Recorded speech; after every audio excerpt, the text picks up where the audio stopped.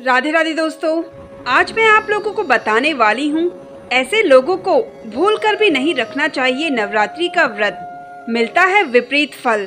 साथ ही जानेंगे अगर नहीं रख पा रहे हैं नवरात्रि के सारे व्रत, बस कर ले ये काम, मिलेगा पूरा फल। नवरात्रि का पर्व आध्यात्मिक उन्नति और मोक्ष प्राप्ति के लिए अत्यंत महत्वपूर्ण माना जाता है। इन 9 दिनों में माता रानी की पूजा के साथ व्रत का भी बड़ा महत्व होता है। आइए जानते हैं किन लोगों को नवरात्रि का उपवास भूल से भी नहीं रखना चाहिए। हिंदू धर्म में नवरात्रि का पर्व अत्यधिक महत्वपूर्ण रखता है। 9 दिनों के इस पावन पर्व के दौरान माँ दुर्गा के विभिन्न स्वरूपों की पूजा का विधान है। प्रत्येक दिन देवी के एक विशिष्ट रूप की आराधना की जाती है।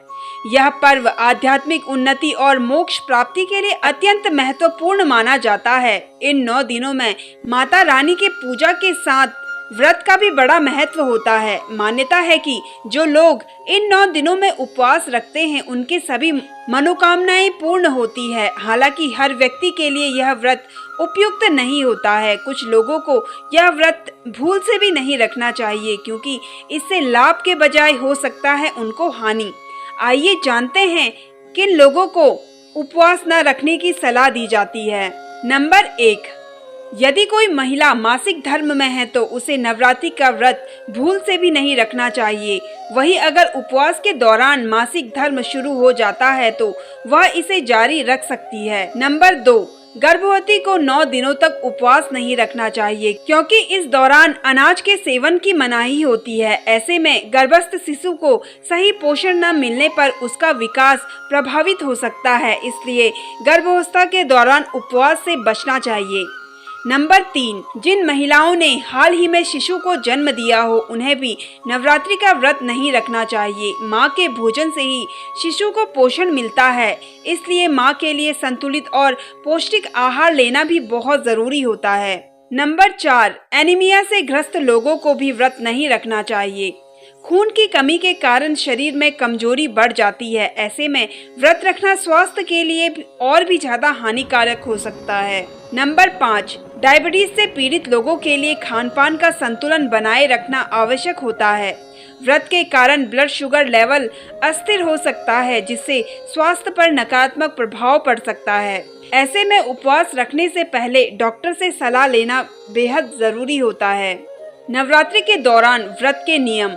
नवरात्रि के दौरान ब्रह्मचर्य का पालन करना चाहिए। इन 9 दिनों में काले कपड़े पहनने से बचना चाहिए। साथ ही व्रत रखने वालों को दिन में सोने से परहेज करना चाहिए।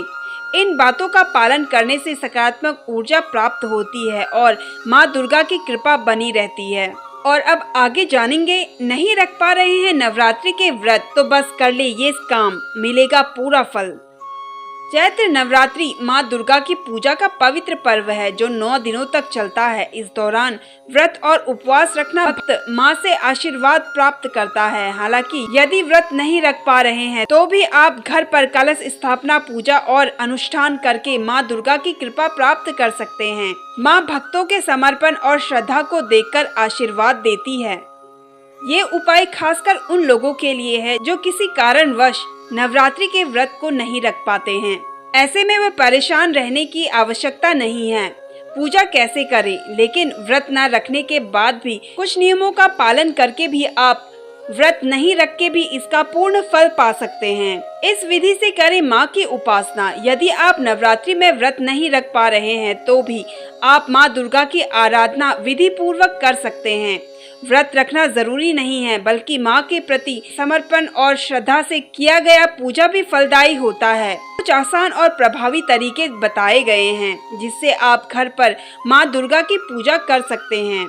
नंबर 1, कलश स्थापना करें। नवरात्रि के पहले दिन घर में कलश स्थापित करें और उसे साफ सुथरे स्थान पर रखें। कलश में जल, सुपारी, दूब, घास और फूल रखें। कलश स्थापना के साथ ही माँ दुर्गा का ध्यान करें। नंबर 2, अखंड ज्योत जलाएं। घर में अखंड ज्योत जलाकर उसे लगातार 9 दिनों तक जलाए रखें। इससे घर में सुख, शांति और समृद्धि का वास होता है। नंबर 3, पूजन विधि। रोज सुबह और शाम को माँ दुर्गा के चित्र या मूर्ति के सामने दीपक लगाकर पूजा करें। ताजे फूल, फल और प्रसाद चढ़ाएं। इस दौरान माँ के मंत्रों का जाप करें। नंबर 4, चालीसा का पाठ करें। यदि आप व्रत नहीं रख सकते हैं तो माँ दुर्गा का ध्यान करें और दुर्गा चालीसा और सप्तशती का पाठ करें।